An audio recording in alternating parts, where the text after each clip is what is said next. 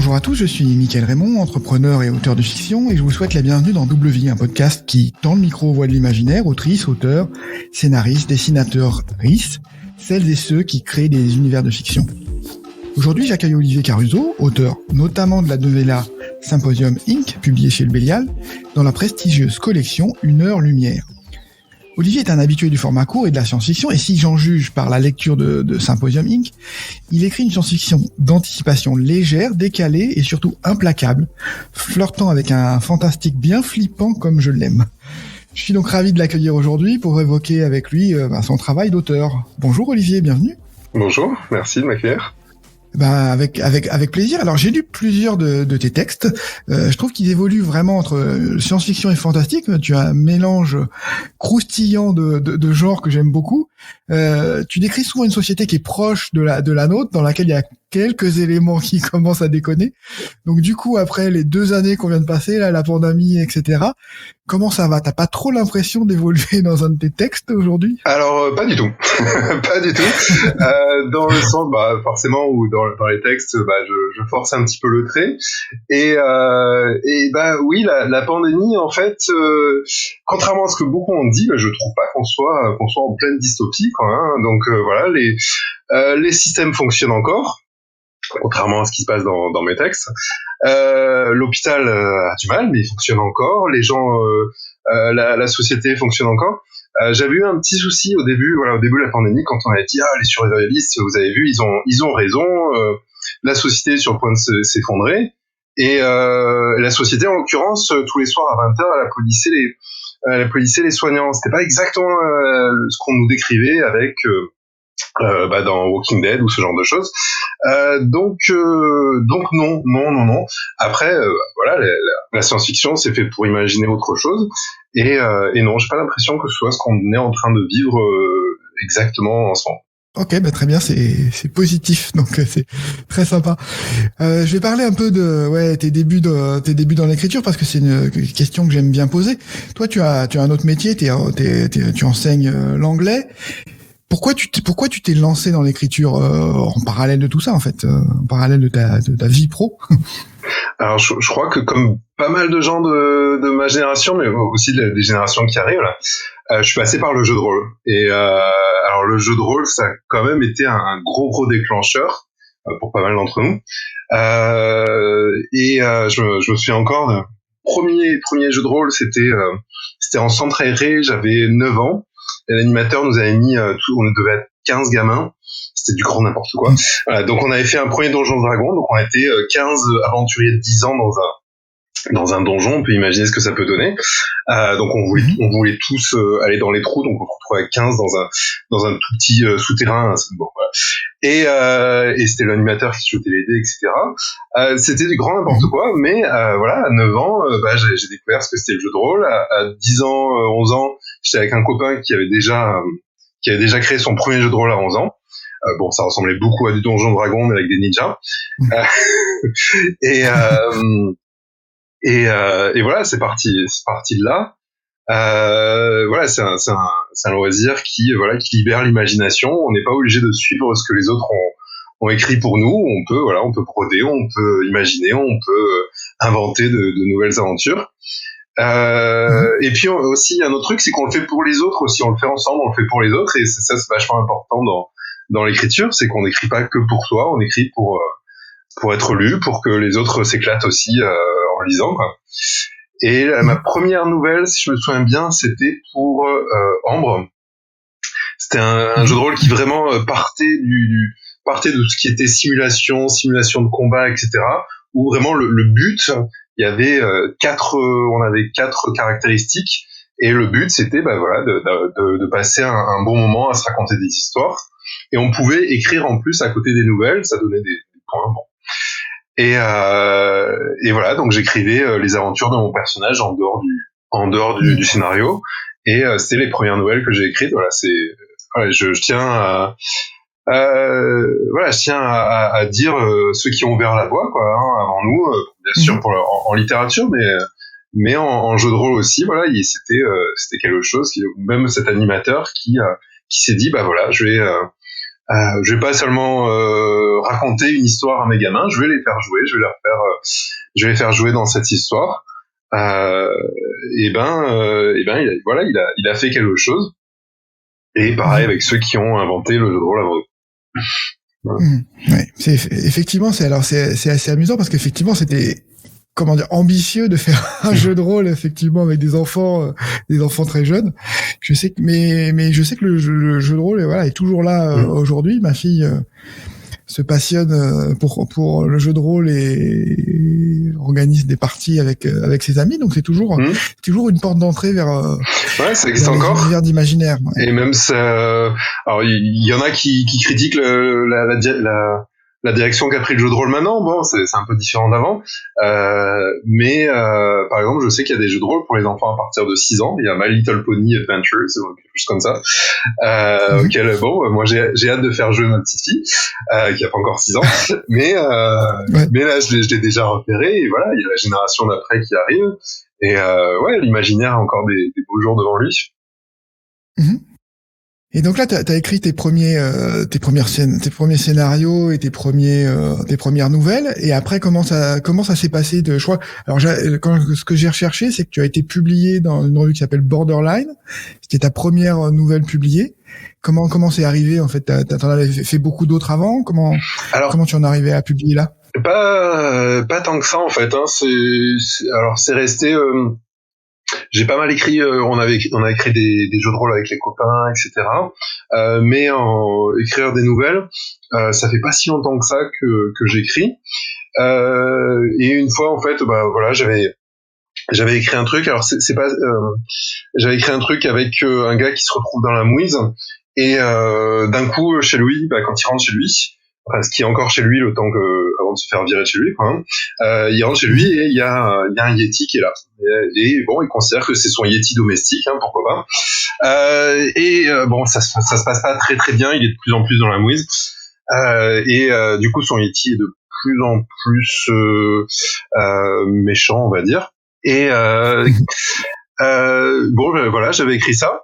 Et il se trouve que j'ai croisé, mais complètement par hasard, François Firob, qui est un copain, qui était un copain, qui est un ami maintenant, mais qui était un copain d'un copain à l'époque, et qui a fait paraître beaucoup de nouvelles extraordinaires, que j'aime beaucoup, dans Malpertuis, dans les recueils de Malpertuis. Et c'est lui qui m'a conseillé, il m'a dit écoute, j'ai lu ta nouvelle, elle se tient. En voilà à Malpertuis. Et ensuite, par Malpertuis, puis en cherchant un peu sur le net, en passant par le site de Malpertuis, je me suis retrouvé sur le site de Cocyclix, qui existe encore, je crois. Qui existe encore, donc où chacun lisait les nouvelles et les textes des autres, les romans aussi. Et c'était très sympa. Et je suis arrivé donc sur le site de Borderline, qui a fait paraître effectivement cette première nouvelle avec le Yeti. Voilà.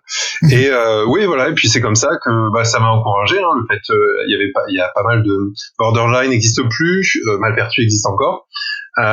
Donc ces recueils, ces magazines qui publient des nouvelles, ça se fait peut-être un peu plus rare maintenant. Mais c'était toujours un écosystème qui permet à des jeunes auteurs de voir que ils peuvent écrire des nouvelles, ils peuvent écrire des textes, et c'est quelque chose qui rend assez vivant, je pense, l'écriture en France. Après, quand je vois le nombre de recueils de magazines, etc., qu'il y a aux États-Unis, le nombre de recueils de magazines qu'il y a en France, ça fait rêver. Mais bon, c'est comme ça. Oui, j'ai vu que, alors, le synopsis, là, ce que tu décris de ta nouvelle, c'est alléchant parce que j'aime beaucoup, en tout cas, ce que j'ai découvert dans ton style, il y a un côté, décalé, presque poétique en fait. Donc là, ce Yeti, est une espèce de symbole de la personnalité de la personne avec qui il interagit. Donc je trouve ça assez intéressant. Moi, j'ai découvert. Alors, t'as écrit beaucoup dans la revue Bifrost. Et je suis assez passionné par Shirley Jackson, donc j'avais lu le numéro sur Shirley Jackson dans lequel tu avais écrit une nouvelle qui s'appelle Parler visage. Et voilà, c'est comme ça que j'ai découvert. C'était le premier texte de toi que j'ai lu. Et oui, ça c'est assez intéressant parce que c'est science-fiction fantastique. C'est très, il y a une partie vraiment intériorisée. Enfin voilà, qui est presque de la psychologie et donc qui rattache vraiment aussi à l'univers de Shirley Jackson. Donc ça tombait bien en fait dans ce recueil-là. Ouais, alors dans le réalisme poétique, il y a ce côté, le monde exprime en fait ce qu'on a à l'intérieur de nous, et je trouve ça très très intéressant. C'est vrai que on parle les visages là, la nouvelle c'est en fait le monde entier. Il y a une épidémie, hein, je l'ai écrite avant la pandémie. Il y a une pandémie et les gens sont plus capables de reconnaître les visages des autres. Alors c'est une vraie maladie, hein, j'ai des connaissances qui l'ont, des personnes qui n'arrivent pas à reconnaître les visages. Donc quand elles croisent quelqu'un dans la rue, elle l'ignore et la personne le prend très très mal en général. Et alors qu'en fait c'est la prosopagnosie, c'est une vraie maladie qui fait qu'on n'arrive pas à reconnaître telle ou telle personne. Et là, j'imagine que le monde entier là, et comment ça va influencer. Alors, ce qui m'intéresse plus que peut-être dans un pan de la science-fiction, on va s'intéresser à créer des mondes, à bâtir des mondes, etc. Là, c'est plus ce qui m'intéressait, c'était vraiment l'effet sur une personne, sur une mère de famille en l'occurrence, et comment elle va réagir. Et ça va être aussi voilà comment elle va interagir avec le monde, comment le monde va interagir avec elle.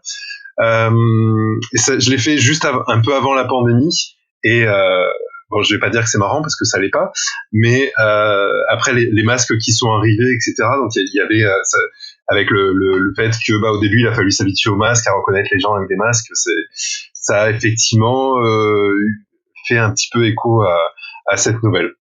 Voilà. En réalisme poétique, là, j'aime beaucoup ce que fait différents auteurs, Murakami par exemple, et j'avais une nouvelle que j'avais développée qui était parue, c'est une de mes premières nouvelles qui était parue dans AOC. C'était sur deux jeunes garçons un peu turbulents, et un jour ils vont dans une animalerie, mais une animalerie bizarre qui se trouve dans une décharge, et ils trouvent différents animaux, dont une fée. Et c'est une fée qui réagit plus comme un animal, comme une petite fée clochette, qui est entre la jolie petite fée tintinabulante et le cadavre, et qui va les influencer, et au fur et à mesure les enfants vont devenir de plus en plus bizarres du fait de ceci. Voilà.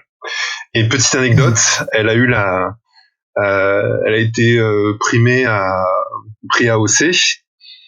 Et quand j'y suis allé, en fait, c'est là où j'ai rencontré ma compagne actuelle. Donc voilà, j'aime bien me rappeler de ça. Voilà. Voilà, avec qui je suis depuis 10 ans et avec qui nous avons une petite fille. Donc voilà, c'est comme quoi l'écriture, ça mène à tout. Oui, c'est un belle rencontre, beau hasard. Cette nouvelle m'évoque, je sais plus de qui en fait, c'était cette nouvelle, une fameuse nouvelle où c'est une histoire de Monopoly. Il y a des jouets qui sont contrôlés par la douane parce qu'il y a des doutes que ça permet de manipuler les enfants, enfin qui soient dangereux. Et il s'intéresse beaucoup à des petits soldats en plastique, des petits soldats américains verts qui s'animent la nuit, et donc il se demande qu'est-ce qui se passe tout autour de ça.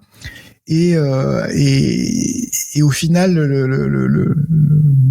le verre dans le fruit était plutôt une sorte de Monopoly où en fait il faut tout perdre.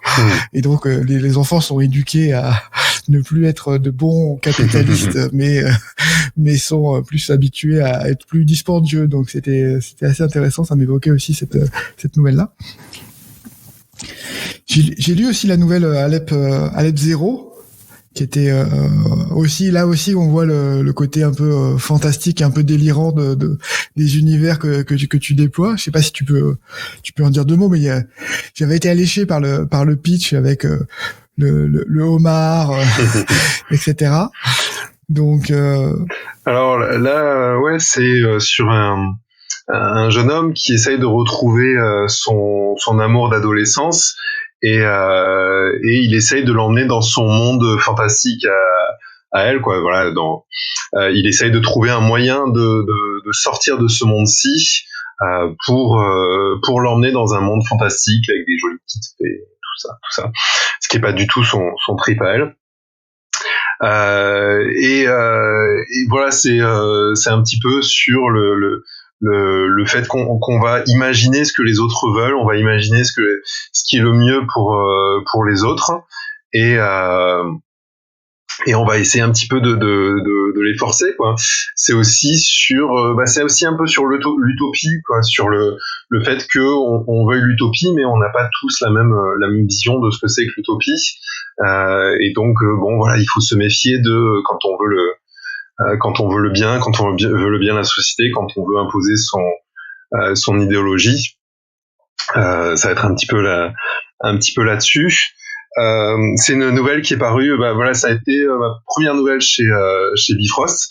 Alors c'est un moment où je dois dire, je connaissais pas du tout le milieu de la SF française, et je l'avais envoyé un peu à tout le monde, et l'Enfeust, je l'avais envoyé à l'Enfeust Magazine par exemple, qui me l'avait refusé, et ça devait paraître chez Bifrost. Et j'ai reçu un mail de l'Enfeust Magazine 2 jours avant que ça paraisse chez Bifrost, en me disant bon bah voilà, votre nouvelle paraît bientôt. J'ai dit mais non, en fait elle paraît chez Bifrost. Et voilà, bon, apparemment l'Enfeust Magazine était un peu habitué à ce genre de choses, et du coup en fait ça a été pris chez Bifrost, et du coup voilà, maintenant je dois remercier Erwan Perchoc, Olivier Girard qui font un super boulot sur Bifrost, et puis au fur et à mesure ça me permet aussi de voir que j'arrivais à placer des textes, et puis ça a mené à ce que je passe à des choses un peu plus longues comme Symposium là, qui est paru en août. Ok, on va parler de Symposium justement. C'est le moment, c'est le moment. Donc ça, c'est un texte plus long, donc qui est, alors quand on dit le format novella, qui est pas très connu en France, mais on l'appelle roman court aussi. Voilà, c'est un petit peu plus court qu'un roman, c'est plus gros qu'une grosse nouvelle, donc c'est voilà, t'as le temps de développer quand même ton univers. Comment tu es arrivé à rédiger ce roman, à créer cet univers? Quelle était la genèse pour toi? Alors Symposium, ça parle d'une jeune fille qui, le jour de ses 18 ans, assassine sa mère sauvagement au couteau le jour de son anniversaire, et on va se demander pourquoi elle a fait ça. Et la raison qui apparaît tout de suite, en tout cas, c'est que elle a un kyste au cerveau, elle a des tendances qui pourraient lui venir de ce kyste. Ça vient de plein de choses, hein. Déjà, il y a des cas qui sont célèbres. Il y a Phineas Gage. C'est un homme qui a pris une baramine à travers le crâne, et qui après a changé de personnalité. Il est devenu il était plutôt quelqu'un de calme, et quelqu'un de sérieux. Il est devenu quelqu'un d'impulsif. Donc en fait, apparemment, voilà, la personnalité, et c'est assez troublant, quoi, hein, de se dire qu'est-ce qu'on est exactement, si le moindre accident, si même des particules, hein, des molécules, je veux dire, même des antidépresseurs, etc., peuvent complètement nous changer, presque du tout pour certaines personnes. Voilà, ça, on peut se demander qu'est-ce qu'on est, quelle est notre personnalité, etc. Et là, voilà, c'était intéressant de voir ça à travers un personnage qui va assassiner sa mère, et qui va devoir bien sûr être jugé pour ça. Alors voilà, j'ai vu ça, avec des cas célèbres. Il y a eu un autre cas qui est moins connu, mais qui est peut-être encore plus intéressant. C'est celui de Taylor. C'est un gars qui un jour alors c'est un ancien militaire, il monte dans un bâtiment de l'université, un campanile, il va tout en haut et il prend avec son fusil, il tire sur les gens au hasard et il laisse une note en disant voilà, depuis un certain temps j'ai ces idées meurtrières, je sais pas pourquoi, je veux être autopsié parce qu'il y a quelque chose qui va pas dans ma tête. Et effectivement, il a une tumeur qui alors c'est pas les scientifiques sont pas tous d'accord d'ailleurs, hein, mais il a une tumeur qui appuierait sur son amygdale et cérébrale, amygdale cérébrale, et qui pourrait en fait donc créer ces pulsions meurtrières. Et voilà, donc du coup, est-ce que on est des meurtriers en soi? Est-ce que c'est notre cerveau qui est meurtrier? Est-ce qu'il y a une différence entre nous et notre cerveau? Quand on voit qu'il y a la moindre molécule, encore une fois, qui permet d'influencer sur le cerveau, voilà, c'était ça qui est intéressant. Pour moi, c'était ça qui était intéressant, surtout que dans la justice aujourd'hui, on est des gens qui sommes censés contrôler nos actions, être responsables de nos actions, et ce qui est pas, voilà, c'est une, j'en parlais avec Jean Barré qui est aussi publié aux éditions du Bélial. J'en parlais avec Hugo Bellagamba que tu as reçu il y a pas très longtemps. Voilà, il y a cette espèce de paradoxe. On est censé être responsable de ce qu'on fait devant la justice, intéressé, mais d'un point de vue scientifique, c'est pas tout à fait évident, quoi. Hein, c'est pas tout à fait vrai. Donc il y a, on a deux vérités qui vont s'affronter là, hein, qui est là et qui est c'est de plus en plus entendu en fait, hein, par les juges, qu'il y a cette vérité scientifique qui est, non, on n'est pas tout à fait responsable de nos actes, ce qui est un petit peu troublant quand même. Voilà, donc c'est ça qui m'intéressait quand j'ai commencé à écrire ça. Voilà, ce que je voulais aussi, c'est raconter ça du point de vue de celle qui va défendre de l'avocate, parce que elle aussi, voilà, elle a ses responsabilités. C'est pas seulement la responsabilité juridique, c'est la responsabilité dans la vie de tous les jours, c'est la responsabilité envers les autres, envers les êtres qui nous entourent. On peut toujours dire, j'ai fait ça, c'était mon cerveau. J'ai fait tel truc qui était horrible, oui, mais c'était pas vraiment moi. J'ai eu telle circonstance. On le fait tous, hein, d'ailleurs, hein, sans passer par la neurologie ou les neurotechnologies, ou voilà, on le fait tous, hein, on a tous une bonne excuse, hein. Mais voilà, je voulais creuser un petit peu ce sujet de la responsabilité. Ouais, alors c'est vraiment passionnant parce qu'effectivement, tu as une manière d'amener le sujet et de questionner l'humanité aussi. Qu'est-ce que c'est de être humain? On est aussi un équilibre derrière. Il y a le fait qu'on ait un équilibre chimique et voilà, qu'est-ce que ça implique sur qu'est-ce qu'on recrée à partir de cette chimie, en fait? Quelle histoire on se recrée dans notre tête? Donc ça, c'est vraiment passionnant. J'avoue que je l'ai lu d'une traite, en fait, et que ça commence par une scène d'ouverture, voilà, qui est une claque pas possible et qui accroche immédiatement et qui donne envie de lire la suite. Et puis après, voilà, ça se lit.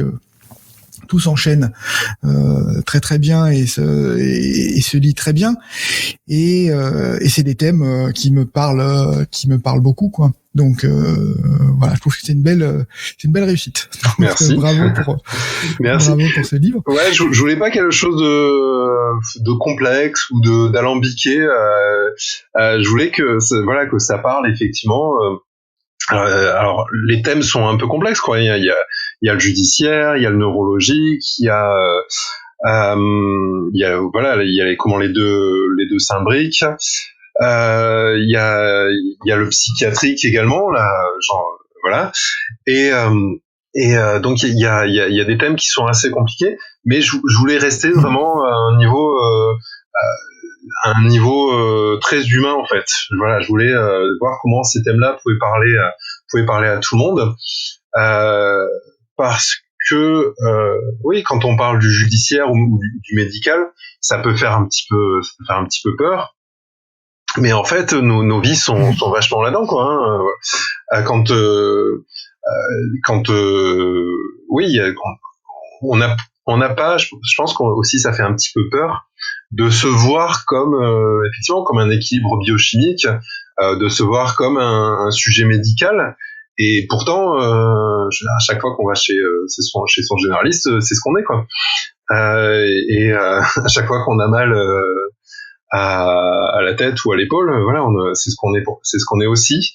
Et donc il y a ce côté médical d'un côté, il y a ce côté judiciaire, pareil, où chacune de nos interactions, chaque chose qu'on a le droit de faire ou de pas faire, ce qui est assez important en ce moment, chaque chose qu'on a le droit de faire ou de pas faire, ça passe par du judiciaire, quoi. C'est quelque chose de, c'est un petit peu, c'est la façon dont on va régler chacune de nos interactions. Et voilà, je voulais un peu voir un petit peu cette interaction entre le médical, entre le cerveau et le judiciaire. Voilà. Et bien sûr, pour que ce soit comme dans beaucoup de romans, pour que ce soit intéressant, pour que ça frappe, il y a un meurtre. Ça commence par un meurtre. Tu as aussi réussi à introduire. On est contrôlé par une sorte de chimie, mais pas que ça. Et tu as introduit subtilement cette espèce de contrôle externe avec les réseaux sociaux. Et en fait, l'influence des réseaux sociaux sur nos vies, et puis une forme de justice populaire qu'on retrouve dans les réseaux sociaux et de dopamine que les gens ont besoin de recevoir en y déversant de la haine, etc. Donc c'est assez intéressant. T'as vraiment réussi à condenser beaucoup de choses dans un texte qui est court, et je trouve ça vraiment très bien, quoi. Vraiment bien fait. Alors oui, dans le roman, les gens peuvent juste en regardant leurs bras, ils peuvent regarder leur constante, c'est-à-dire leur niveau des différentes hormones. Et ça m'intéressait parce que du coup, dans ce monde-là, c'est un peu moins caché. C'est le fait que qu'on dépende de nos hormones, que notre humeur, voire même notre personnalité à plus long terme, dépendent de notre humeur. Donc on voit mieux en fait notre côté médical. Et effectivement, les gens peuvent influencer sur leur dopamine, ce qui est censé, ou leur sérotonine, etc., ce qui est censé être bon pour leur santé, soit en prenant des médicaments, des chewing-gums, des choses un peu de la vie de tous les jours, soit en commentant sur les réseaux sociaux ou en faisant différentes actions pour améliorer leur taux de dopamine. Et ça passe souvent, on le sait, hein, ça passe souvent par le fait de juger les autres. Hein. Donc on est dans une société où tout le monde peut juger tout le monde, ce qui va influencer bien sûr sur le cours de la justice. Et on va arriver. Alors c'est pas tout à fait une justice populaire au sens propre, mais quand même on s'en rapproche beaucoup, quoi. Il y a aussi un personnage, alors moi qui m'a parlé, parce que voilà, l'informatique, le hacker, le fameux hacker qu'on retrouve dans le cyberpunk, ou voilà, qui est un peu cousin du genre que tu traites. Et ce hacker est une espèce de shakespearien flamboyant, fan de Shakespeare, qui fait jouer Shakespeare par des robots, lui-même qui est plus ou moins perruqué, je crois, enfin bon, qui vit dans son monde littéraire. Donc j'ai trouvé ça magnifique, en fait. Très beau personnage. Ouais, mais c'est un personnage qui assume d'être décalé, qui assume d'être anticonformiste. Du coup, ça correspond un petit peu à ce que j'ai écrit jusque-là. Et mais qui est quand même un personnage de marionnettiste, hein, qui est capable de bien s'en sortir, qui va être aussi celui qui par rapport à d'autres, il est moins policé. Il y a une grosse entreprise qui est Neurotech, donc qui est celle derrière les réseaux sociaux par exemple, ou qui est celle derrière des IRM hyper perfectionnés qui sont très très importants en fait dans ce monde. Et donc il y a des entreprises, des très grosses entreprises qui elles vont avoir une espèce de programme de communication qui vont dire nous on fait que ce qui est légal, que ce qui est bien. Et ce hacker lui il va pousser la technologie jusqu'à son comble. Il va être capable de manipuler en faisant du théâtre. Il va pouvoir faire de la contagion émotionnelle, c'est-à-dire que c'est comme si vous étiez vraiment comme quand on regarde un film. Aujourd'hui, on regarde un film, on regarde Nicole Kidman, etc. Et au lieu de juste regarder Nicole Kidman, on va vraiment sentir les émotions de Nicole Kidman, on va vraiment sentir la peur de Nicole Kidman, l'amour, etc., etc. Et ce qui est interdit en théorie dans ce monde, mais ça permet de vraiment rentrer dans les émotions. Et c'est un petit peu à l'heure actuelle, les réseaux sociaux jouent sur les émotions des gens, ils le savent très bien d'ailleurs. Ils vont jouer sur la peur, etc. Ils le savent. On a eu des lanceurs d'alerte qui ont montré à quel point les réseaux sociaux, Facebook, savaient ce qu'ils faisaient avec les émotions des gens. Et dans le futur, peut-être qu'ils le feront, mais plus seulement à travers un écran, mais vraiment à travers le corps, donc en prenant plus ou moins possession de votre cerveau, de vos hormones, et voilà, vraiment rentrer dans le corps, parce que à travers un écran, c'est bien gentil, quoi, mais si on peut le faire directement dans le corps, si on peut vraiment vous faire ressentir tout ça, et avec travail de manipulation qu'il peut y avoir derrière, ça sera quand même plus sympa, quoi. Ouais, c'est assez actuel avec toutes les discussions en ce moment sur le métaverse avec Facebook, etc. Donc voilà, c'est très actuel également. Ouais. Donc alors voilà, à quel point est-ce que le métaverse ça sera à quel point ça sera à travers un écran, ou à quel point ça va être, je sais pas moi, une combinaison qui fait des sensations sur l'ensemble du corps. Ça va commencer à être très compliqué de faire la différence. Justement, c'est comme le disent les neurologues, d'ailleurs, ça va être très compliqué de faire la différence entre le métaverse et la réalité. Et si c'est dans le corps, alors pas seulement le cerveau, mais vraiment le corps, là, ça sera vraiment impossible, et ça va avoir encore d'autres conséquences que celles qu'on voit déjà avec les réseaux sociaux. Oui, effectivement. Tu traites beaucoup du cerveau, du coup, parce qu'en tout cas, dans la nouvelle par les visages, c'est un virus qui attaque certaines parties du cerveau. Là, tu travailles aussi sur la neurologie. C'est un domaine, t'as fait des recherches dedans. Comment c'est un domaine que tu connais bien? Comment tu es arrivé à parler autant du cerveau? Oui, j'ai fait des recherches dans le sens comme n'importe quel béotien ferait des recherches. Voilà. Donc oui, je pense que il faut. Je pense que oui, il faut faire des recherches. Il faut vraiment s'intéresser au domaine dont on parle pour que ce soit réaliste pour les personnes qui vont lire. Voilà, j'ai eu des psychiatres qui m'ont lu et qui ont apprécié. J'ai eu des juristes aussi, d'ailleurs, qui m'ont lu aussi. Et je pense que voilà, il faut écrire pour que ça corresponde à une certaine réalité, à une certaine possibilité. Après, je suis pas sûr que le meilleur pour écrire sur ce genre de choses, ça soit un véritable neurologue, dans le sens où déjà il faut soi-même être béotien pour voir un certain angle qui va plaire à tout le monde, quoi, et pas seulement à quelques spécialistes. Voilà. Après, je trouve que c'est un domaine, effectivement, où en fait, quand on lit des choses sur le cerveau, on est en train de lire, et en même temps, le lire est en train de décrire ce qu'on est en train de faire dans son cerveau, alors qu'on est en train de lire. Ça devient très compliqué, une mise en abîme qui devient qui devient impossible à suivre, et ça donne des sensations assez étranges. Ok, mais bon, ça me rassure, tu n'es pas devenu neurochirurgien amateur pour dans le cadre de ce roman. Si tu veux améliorer ton cerveau, je peux toujours essayer de triturer dedans, mais si j'étais toi, j'aurais pas confiance quand même. Ok, non mais c'est très bien. Là, tu as publié chez Bifrost. Comment tu t'es retrouvé dans cette collection qui commence à être vraiment prestigieuse avec des grands noms qui ont été publiés dedans?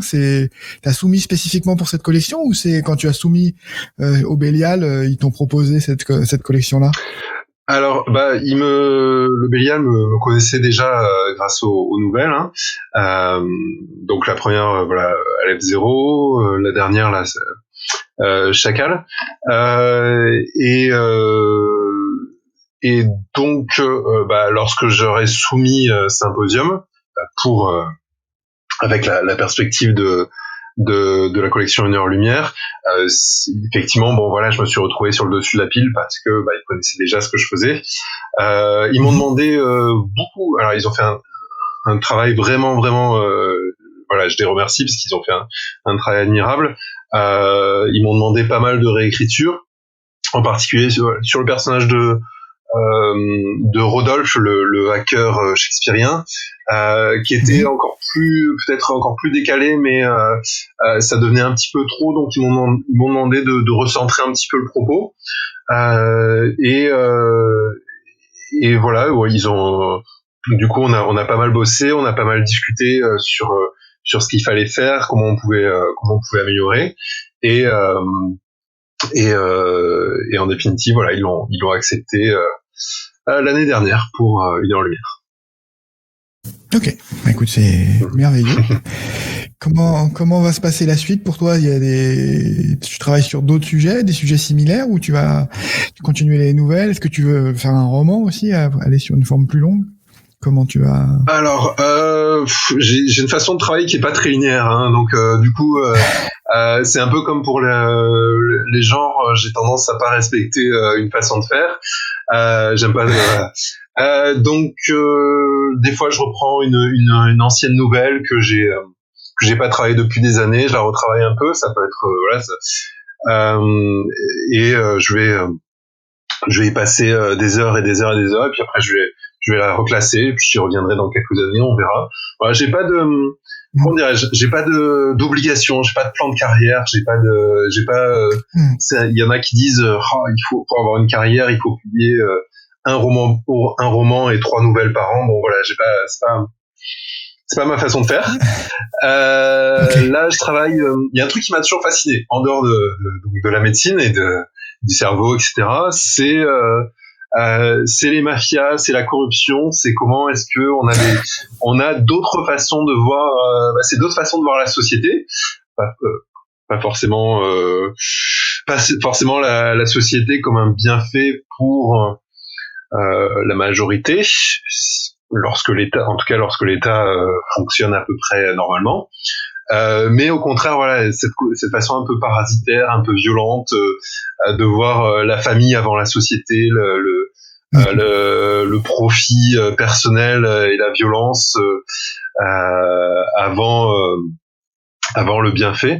Donc là, tout ce qui est mafia et corruption, ça m'a toujours c'est un reflet c'est un reflet aussi de notre société. C'est pas tout à fait innocent, quoi. La recherche du profit, c'est pas non plus quelque chose qui nous est étranger de façon générale dans nos sociétés. Donc c'est un autre truc qui m'intéresse. Donc là, je suis en train de partir là-dessus. Alors pour une nouvelle, pour une nouvelle, ou pour une novella, ou pour un roman, je sais pas encore. Voilà. Ok, on a vraiment des thèmes de prédilection qui se recoupent, parce que je suis en train de lire, ça me fascine aussi, mais je me disais comment ça s'organise, etc. Donc je suis tombé sur un bouquin qui parle de l'organisation comparée de différentes mafias, mafia russe, mafia italienne, mafia japonaise, etc. et qui compare les organisations, comment elles sont organisées en fait. Donc qu'est-ce qui est admis ou pas admis dans chaque type de type de mafia, comment ça dérive, etc. Donc oui, c'est un sujet, je suis assez d'accord, qui est également passionnant. Oui, et puis c'est voilà, quand on parle de justice ou quand on parle de pouvoir, en fait, on se rend compte de à quel point en fait beaucoup de sociétés, énormément de sociétés sont gangrénées par ça, quoi, par la corruption, par la mafia, et c'est presque une exception quand on. Alors, est-ce qu'il existe des sociétés honnêtes ou pas, il en existe en tout cas pas énormément, quoi. Et du coup, c'est peut-être un sujet où ça a été beaucoup traité du point de vue de l'organisation, à l'intérieur de l'organisation. Ben voilà, on est tous le parrain, mais ça a été moins traité du point de vue de ce que ça fait à la société. Alors c'est très facile de glorifier, de glamouriser le fonctionnement interne de la mafia. Mais par contre, quand on voit ce que ça fait vraiment à la société, c'est plus difficile à exprimer. Du coup, c'est un sujet qui a été moins traité et qui est intéressant aussi. Mais d'ailleurs, sur la glamourisation, ça m'évoque, je regarde avec beaucoup de retard la série les Sopranos, qui est justement une série qui ne glamourise pas du tout les mafias et qui justement le traite comme des personnes comme tout un chacun, en fait, avec les mêmes problèmes de presque de boulot. Oui, donc tout à fait. C'est assez. Oui, alors j'ai vu qu'une saison des Sopranos, j'ai pas encore tout vu, mais ça humanise le personnage mafieux. C'est intéressant, mais encore une fois, ça montre pas à quel point la société américaine a été vermoulue par la mafia, quoi. Et voilà, encore une fois, alors ça les glorifie pas, mais ça les normalise. Alors c'est aussi peut-être un autre. Alors, j'ai beaucoup aimé cette saison que j'ai regardée, mais voilà, ça montre pas le trafic d'organes, quoi. Voilà, tout simplement le trafic d'organes, les gens qui sont faits prisonniers, et malheureusement il y a des rapports de l'ONU là-dessus. C'est pas ça semble quelque chose qui sort d'un film d'horreur, mais non, c'est pas du réalisme politique, hein, voilà. C'est des gens qui sont enfermés dans des caves ou dans des camps de prisonniers, et à qui on vole leurs organes un à un jusqu'à ce qu'ils meurent, quoi. Et ça y est pas dans les Sopranos, et peut-être que ça manque, voilà. Peut-être que ça manque parce que c'est quelque chose qui, malheureusement, existe vraiment.